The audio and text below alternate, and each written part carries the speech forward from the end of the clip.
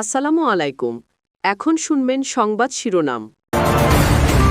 সরবরাহ ঘাটতিতে রাতভর রাজধানীতে জ্বালানি সংকট। আজ পাম্পগুলোয় তেল পৌঁছালে স্বাভাবিক হওয়ার প্রত্যাশা। বাঘাবাড়ি ডিপোতে পাল্টাপাল্টি অভিযোগ। যৌথ বাহিনীর আগ্রাসনে ইরান লেবাননে ৩,০০০ ছাড়ালো প্রাণহানি। আলোচনার সম্ভাবনায় গুরুত্বপূর্ণ অবকাঠামোয় হামলা পরিকল্পনা ১০ দিন পেছালো ট্রাম্প। অন্তর্বর্তী সরকারের সাথে যুক্তরাষ্ট্রের হওয়া চুক্তি নিয়ে সংসদে আলোচনার পরামর্শ বিশ্লেষকদের। পর্যালোচনা চলছে জানালেন পররাষ্ট্র প্রতিমন্ত্রী। সংসদে কার্যকর বিরোধী দলের ভূমিকা পালন করতে চায় জামায়াত। তুলে ধরবে জনপ্রত্যাশা, বর্জন করবে জুলাই চেতনা বিরোধী সিদ্ধান্ত। এতক্ষণ শুনছিলেন সংবাদ শিরোনাম, এবার বিস্তারিত। সরবরাহ সংকটে বৃহস্পতিবার রাতভর জ্বালানি তেল দেওয়া বন্ধ রাখে রাজধানীর প্রায় সবগুলো ফিলিং স্টেশন।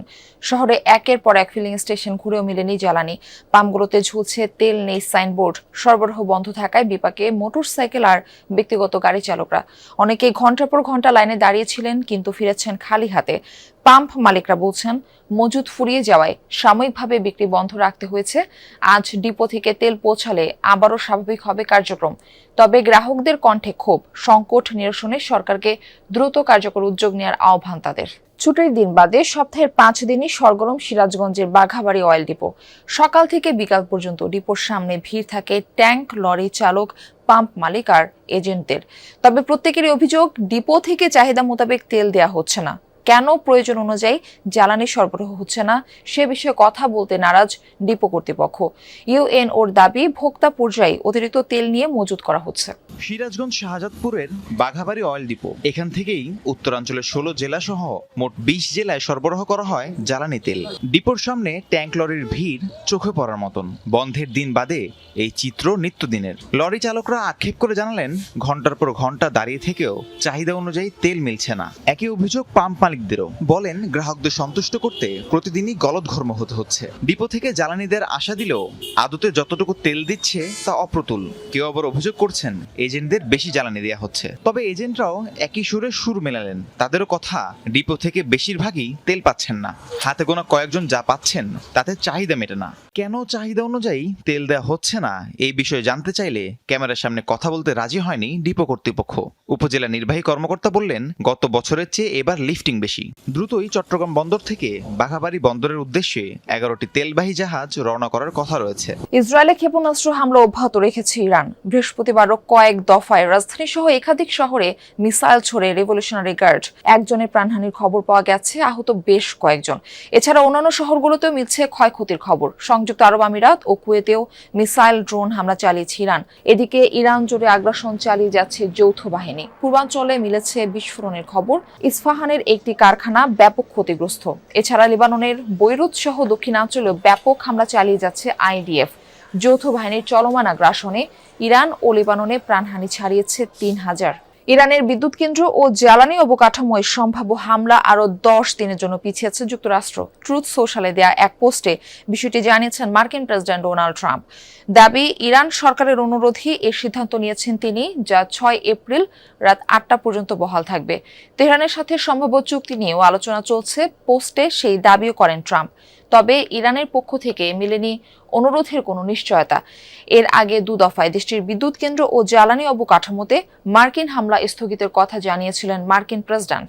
ইসরায়েলি হামলায় ইরানের নৌবাহিনীর প্রধান আলী রেজা তাতসুইরি নিহত হয়েছেন। বৃহস্পতিবার এমন দাবি করেছে তেল আবিব। বৃহস্পতিবার দেশটির প্রতিরক্ষা মন্ত্রী ইসরায়েল কাজ দেন এই বিষয়ক বিবৃতি। অবশ্য ইরানের তরফ থেকে নিশ্চিত করা হয়নি তার মৃত্যুর খবর। ২০১৮ সাল থেকে আইআরজিসির নৌবাহিনীর কমান্ডার হিসেবে দায়িত্ব পালন করে আসছেন তিনি। চলমান যুদ্ধে হরমুজ প্রণালী অবরোধেও ছিল তার কৌশলগত ভূমিকা। গতকাল ইরানে অভিযান চালিয়ে আমরা আইআরজিসির নৌবাহিনীর কমান্ডারকে নির্মূল করেছি। ইরানের শেষ শীর্ষ নেতাকে হত্যা করা পর্যন্ত এই অভিযান অব্যাহত থাকবে। এটি আমাদের ও আমাদের মিত্র যুক্তরাষ্ট্রের মধ্যকার সহযোগিতার আরও একটি জ্বলন্ত উদাহরণ। হরমুজ প্রণালী এবং পারস্য সাগরে আধিপত্য বিস্তারের কারণে আলোচিত ইরানের নৌবাহিনীর প্রধান আলী রেজা তাতসিরি দায়িত্ব গ্রহণের পর ৮ বছরে তার নেয়া ভিন্নধর্মী কৌশলের কারণে অপ্রতিরোধ্য ইরানে অন্তর্বর্তী সরকারের সময় যুক্তরাষ্ট্রের সাথে সই হওয়া চুক্তি নিয়ে সংসদে আলোচনার পরামর্শ দিচ্ছেন বিশ্লেষকরা। তারা বলছেন, চুক্তি বাতিল না করলেও বাস্তবায়নের সময়সীমা এবং ওয়াশিংটনের সাথে আরেকটু আলাপ আলোচনা করতে পারে নির্বাচিত সরকার। পররাষ্ট্র প্রতিমন্ত্রী জানালেন, চুক্তিটি পর্যালোচনা করা হচ্ছে। সংসদ বা বাইরে যে কোনো জায়গায় হতে পারে আলোচনা। সংসদ নির্বাচনের মাত্র ৩ দিন আগে ৯ ফেব্রুয়ারি যুক্তরাষ্ট্রের সঙ্গে এগ্রিমেন্ট অন রেসিপ্রোকাল ট্রেড বা এআরটি সই করে বাংলাদেশ। এতে যুক্তরাষ্ট্রে বাংলাদেশি পণ্য রপ্তানিতে শুল্ক কমে দাঁড়ায় ১৯%। বিপরীতে দেশটি থেকে তুলা ও বোয়িং আমদানি সহ নানা শর্ত যুক্ত হয়। যুক্তরাষ্ট্র ছাড়া অন্য কোনো দেশ থেকে পণ্য আমদানিতে নিয়ন্ত্রণের কথাও আছে চুক্তিতে। নির্বাচিত সরকার দায়িত্ব নেয়ার ২ সপ্তাহের মধ্যে ঢাকা সফর করেন দক্ষিণ এশিয়ার দায়িত্বে থাকা যুক্তরাষ্ট্রের সহকারী পররাষ্ট্রমন্ত্রী পল কাপুর। সফরেও ঘুরে ফিরে আসে চুক্তি বাস্তবায়ন প্রসঙ্গ। পল কাপুরের সঙ্গে বৈঠকের পর পররাষ্ট্রমন্ত্রী দাবি করেন, ক্ষমতাসীন ও বিরোধী দলের সম্মতিতেই সই হয়েছিল এই চুক্তি। চুক্তিটি চূড়ান্ত অনুমোদনে ৬০ দিনের সময়সীমা নির্ধারিত। মধ্যপ্রাচ্য সহ বর্তমান বাস্তবতায় এই সময় বাড়ানো এবং চুক্তি নিয়ে সংসদে আলোচনা করা যায় কিনা সেই পরামর্শ দিচ্ছেন অনেকে। রমজানে মাত্র ২ দিনের জন্য বসেছিল জাতীয় সংসদের অধিবেশন। আসছে রোববার আবার শুরু হচ্ছে সংসদ। প্রশ্ন হচ্ছে, বহুল আলোচিত চুক্তিটি কি উঠছে সংসদের আলোচনায়? সরকারের দাবি, সবার আগে বাংলাদেশ এই নীতিতে অটুট থেকে জাতীয় স্বার্থ রক্ষায় তাদের অগ্রাধিকার। সংসদে বিরোধী দল হিসেবে জনগণের দুঃখ, কষ্ট, দুর্ভোগ ও প্রত্যাশার কথা তুলে ধরবে জামায়াতে ইসলামী। এমনকি ভালো কাজে সরকারকে সহযোগিতার কথাও বললেন দলটির নেতারা। তবে গণবিরোধী কিংবা জুলাই চেতনার বিরুদ্ধে যে কোনো সিদ্ধান্ত কঠোরভাবে মোকাবেলা করা হবে। জামাতে ইসলামীর রাজনীতি নিয়ে আলোচনা সমালোচনা দীর্ঘদিনের। এবারই তারা প্রথম সংসদে প্রধান বিরোধী দল। অনলাইনে দলটির মাঠের কর্মীরা যত আক্রমণাত্মকই হোক, নেতারা বলছেন তারা বের হতে চান গতানুগতিক ধারার রাজনীতি থেকে, ভূমিকা রাখতে চান জন আকাঙ্ক্ষা পূরণে। সংসদ অধিবেশন শুরুর দিনই ওয়াকআউট করেছিল জামাত। বিরোধী এমপিরা বেরিয়ে গিয়েছিলেন রাষ্ট্রপতির ভাষণের প্রতিবাদে। নেতারা বলছেন সরকার উন্নয়নের জন্য ইতিবাচক সিদ্ধান্ত নিলে সহযোগিতা করবেন, কিন্তু জুলাই চেতনার বিষয়ে ছাড় দিবে না দলটি। এই 2 সিনিয়র নেতাই বলছেন সংসদীয় গণতন্ত্রে আস্থা রাখছে জামাত, ভূমিকা রাখতে চায় সত্যিকারের বিরোধী দল হিসেবে। বহু বছর পর আবারও হাম ও গুটি বসন্তের প্রাদুর্ভাব। রাজধানীতে মহাখালীর সংক্রামক ব্যাধি হাসপাতালে বাড়ছে আক্রান্ত রোগীর সংখ্যা।